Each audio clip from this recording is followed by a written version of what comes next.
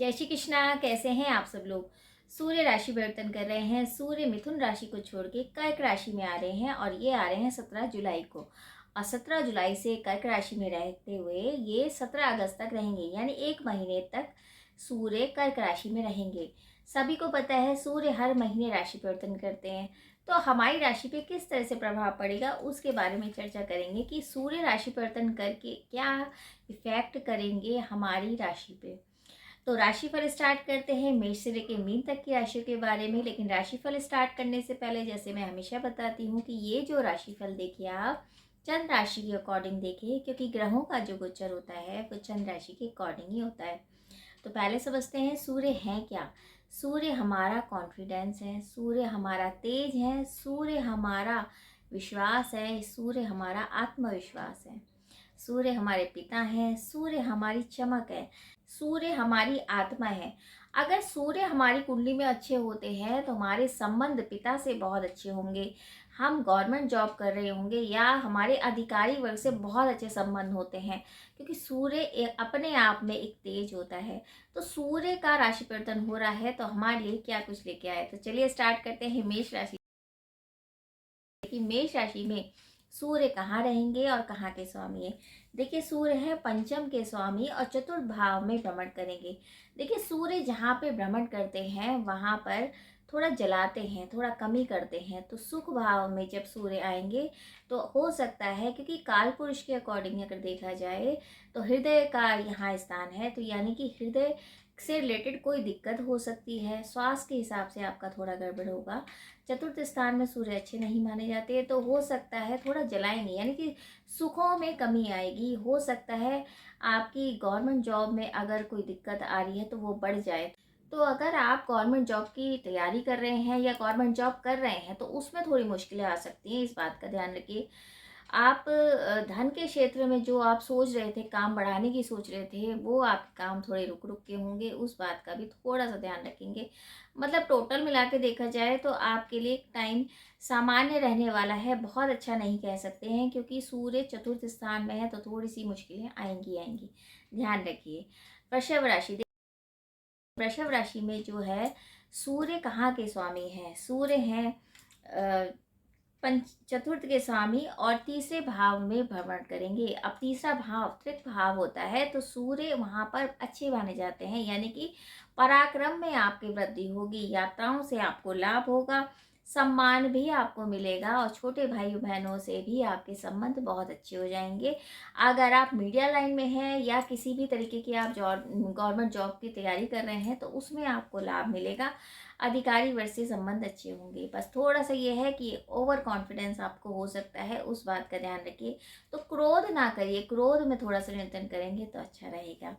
मिथुन राशि, देखिए मिथुन राशि में सूर्य कहाँ के स्वामी है। सूर्य है तीसरे स्थान के स्वामी और दूसरे स्थान में भ्रमण करेंगे।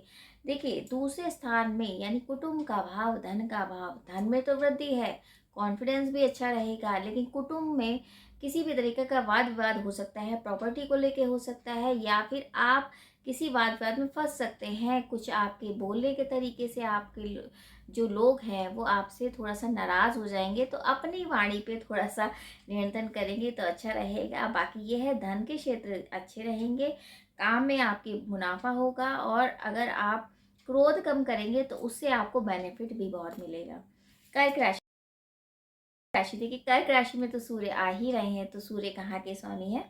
सूर्य हैं एक तो दूसरे स्थान के स्वामी और आप ही की राशि में यानी लग्न में आ रहे हैं। लग्न में सूर्य यानी कॉन्फिडेंस तो जबरदस्त, तेज भी जबरदस्त, और आपका ड्रेसिंग स्टाइल भी बहुत अच्छा रहेगा, यानी कि आप लोगों पे अपनी छाप छोड़ पाएंगे और जबरदस्त लाभ मिलेगा। बस ये है कि काम अच्छे होंगे लेकिन आपको कॉन्फिडेंस की जगह ओवर कॉन्फिडेंस हो जाएंगे, जिस वजह से आपके अंदर एक तरह से अभिमान आएगा। तो उसको, अभिमान को ख़त्म करिए, वो नहीं आना चाहिए, क्योंकि सूर्य जितने आप विनम्र रहेंगे उतना आपको लाभ देंगे। तो कोशिश करिए क्रोध की अधिकता नहीं करिए, काम आपके बनेंगे। बस यही है, थोड़ा सा वाणी पे कंट्रोल करके रहेंगे तो अच्छा रहेगा।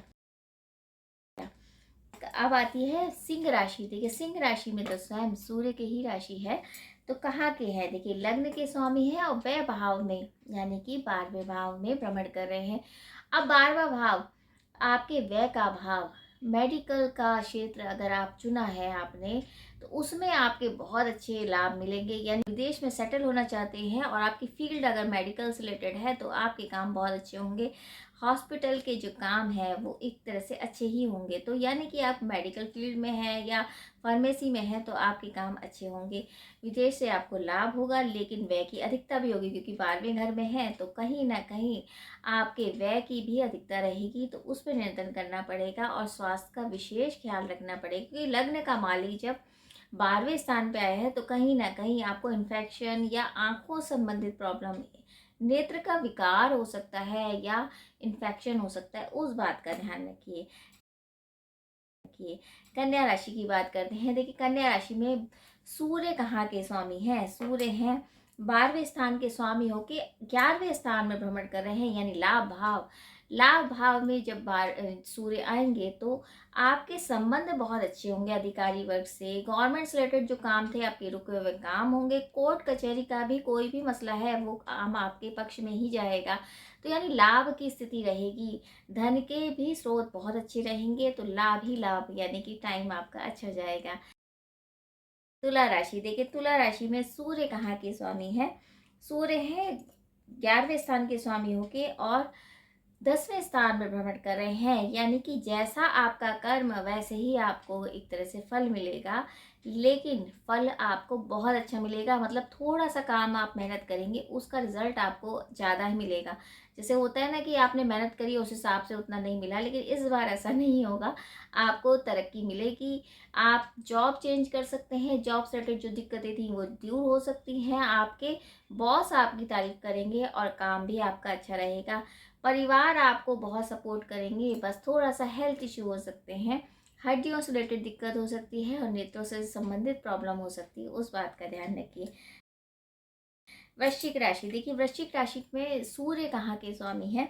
सूर्य हैं 10वें स्थान के स्वामी और भाग्य भाव में भ्रमण कर रहे हैं, यानी भाग्य में तो बढ़ोतरी है, लेकिन 10वें स्थान के स्वामी है तो जिस हिसाब से मेहनत होगी उस हिसाब से भाग्य बनेगा।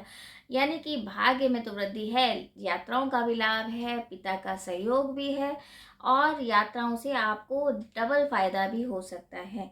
लेकिन कर्म का विशेष ध्यान रखिए। कर्म सही दिशा में करेंगे और अच्छी दिशा में करेंगे तो आपको फल अच्छा मिलेगा। तो टाइम आपका अच्छा ही जाएगा। धनु राशि, देखिए धनु राशि में सूर्य हैं 9वें स्थान के स्वामी होकर और अष्टम में भ्रमण कर रहे हैं, यानी कि छुपा हुआ भाव। अष्टम का भाव यानी कि आपके छुपे हुए जो एक तरह से अंडर टेबल जो काम है वो उजागर हो सकते हैं। अधिकारी वर्ग आपसे नाराज हो सकते हैं और इन्फेक्शन की वजह से आप बहुत ज़्यादा तकलीफ में भी हो सकते हैं। तो यानी कि हेल्थ का भी ध्यान रखना है और कुछ ऐसा काम नहीं करना है जिस वजह से आपकी प्रॉब्लम बढ़ जाए। तो कोशिश करिए, टाइम आपका अच्छा जाएगा, लेकिन दो चीज़ों का आपको ध्यान रखना पड़ेगा। स्वास्थ्य के हिसाब से ध्यान रखिए और अधिकारी वर्ग जो आपसे ऊपर जो काम करते हैं, बॉस हैं, उनसे आपके संबंध अच्छे होने चाहिए। तो बस क्रोध की अधिकता ना करते हुए और बहुत नियम से काम करेंगे तो अच्छा रहेगा। अब करते हैं मकर राशि की बात। देखिए मकर राशि में सूर्य कहाँ के स्वामी हैं? सूर्य हैं अष्टम के और 7वें भाव में भ्रमण कर रहे हैं, यानी बेवजह की लड़ाइयाँ हो सकती हैं आपके पार्टनर से, चाहे वो मैरिज पार्टनर हो, यानी कि जीवन साथी, या फिर आपका बिजनेस पार्टनर। तो उनसे आपका संबंध बिगड़ सकता है। को छोटी छोटी बातों पे आपको गुस्सा आ सकता है, क्योंकि सूर्य एक तरह से जलाते हैं ना, तो 7वां स्थान जलेगा, यानी कि कुछ ना कुछ आर्गुमेंट आपके और आपके पार्टनर के बीच होंगे, उस बात का ध्यान रखिए। लेकिन कॉन्फिडेंस में आपकी वृद्धि होगी, शत्रु आपका कुछ नहीं बिगाड़ पाएंगे। तो बस यही ध्यान रखना है कि गुस्सा नहीं करना है, वाणी पे कंट्रोल करके चलना है और मेडिटेशन करेंगे तो बहुत अच्छा रहेगा। वही बात करते हैं कुंभ राशि की। देखिए कुंभ राशि में सूर्य हैं सप्तम के स्वामी और छठे भाव में भ्रमण कर रहे हैं। छठा भाव देखिए रोग और शत्रु का होता है, ऋण का होता है। तो यानी कि उनसे तो आपको मुक्ति मिलने वाली है कि आपके शत्रु आपको कुछ नहीं बिगाड़ेंगे और बल्कि आपको प्रॉफिट ही होगा। जो पुराने शत्रु आपके चले आ रहे हैं वो हार मान लेंगे और आपके जो रुके हुए काम थे वो काम भी होंगे। धन की एक तरह से अधिकता रहेगी, यानी कि धन की वर्षा रहेगी। धन से रिलेटेड जो काम अटके हुए थे वो काम भी होंगे। बस थोड़ा सा ध्यान ये रखिए कि स्वास्थ्य का ध्यान रखिए, क्योंकि आपकी एक तो 7.5 भी चल रही है और शनि वक्री है, तो थोड़ा सा एक्सीडेंट के योग या किसी भी तरीके से किसी व्यक्ति विशेष पे आप मतलब विश्वास ज़्यादा कर लेंगे, उससे आप धोखा मिल सकता है, उस बात का ध्यान। अंतिम राशि मीन राशि। मीन राशि में सूर्य हैं, छठे के स्वामी और पंचम भाव में भ्रमण कर रहे हैं। यानी पंचम भाव, अगर आप मेडिकल क्षेत्र से हैं या एजुकेशन कर रहे हैं, किसी भी तरीके की मेडिकल से रिलेटेड आपको काम है, तो वो तो काम आपके बहुत अच्छे होंगे। संतान से आपको जो परेशानी चल रही है उससे आपको थोड़ी सी मुक्ति मिलेगी, लेकिन स्वास्थ्य का ध्यान रखिए संतान का, क्योंकि संतान को इन्फेक्शन हो सकता है या ऐसा हो सकता है सर्दी जुकाम या इस तरह की प्रॉब्लम हो सकती है। अन्यथा जॉब चेंजेस के टाइम है, यानी कि बॉस आपकी तारीफ भी करेंगे, और अगर आप चाह रहे हैं जॉब चेंज करना तो वो भी आप कर सकते हैं और मन चाही जॉब आपको मिल सकती है। तो ये तो था मेष से लेके मीन तक की राशि के बारे में कि क्या होगा जब कर्क राशि में, अपनी मित्र राशि में जब सूर्य जाएंगे। अब उपाय की बात करते हैं, तो ओम गृणी सूर्याय नमः इस मंत्र का आप जाप करिए। लाल वस्तुओं का दान आप रविवार के दिन करते हैं तो अति शुभ रहता है, और रविवार के दिन अगर नमक नहीं खाते हैं तो बहुत ही अच्छा रहता है। इस बात का ध्यान रखिए कि किसी भी नीडी पर्सन को अगर हम लाल वस्तुओं का दान करते हैं रविवार के दिन तो उसका आशीर्वाद भी मिलता है, और भगवान का आशीर्वाद तो मिलेगा ही मिलेगा। भूखे को रोटी खिलाना, यानी कि एक नीडी पर्सन को अगर हम कुछ देते हैं, कुछ उसकी ज़रूरतें पूरी करते हैं, तो उसकी आत्मा से तो दुआएं निकलती ही हैं। साथ साथ ये भी है कि एक ये दुआएं जो हैं ये काम बहुत आती हैं, क्योंकि हमें लगता है कि क्या होगा, लेकिन असली जो धन है वो दुआओं का ही होता है, क्योंकि दुआओं में बहुत शक्ति होती है। तो बस आप यही उपाय कर लें तो वही बहुत है। बाकी यही है कि ये गोचर करना है।